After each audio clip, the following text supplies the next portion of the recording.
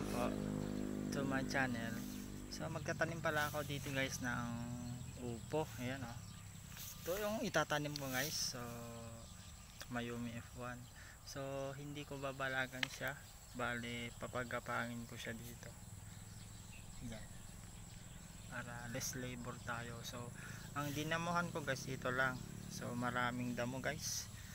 So maganda pala pag kinamo siya, hinukay mo talagang nagiging kon yung lupa oh. Kasi yung ugat ng mga damo siya yung nagpapatigas ng lupa. So ayan, medyo mabuhaghag na siya. So ito guys, naglagay ako ng anito, yung sinunog na mga kwan, parang uling ba,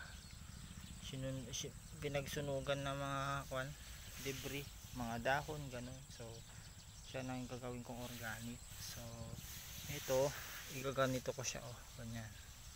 I-mix natin yan, then patubigan natin, then nagtanim na tayo ng dalawa, isa sa isang ganito. So update na lang guys itong upo natin. So itong upo na to guys is may neglected crops to eh, pero savior siya guys pag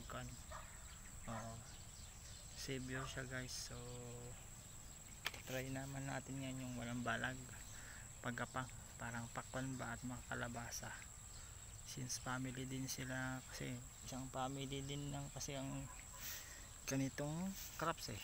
So yun.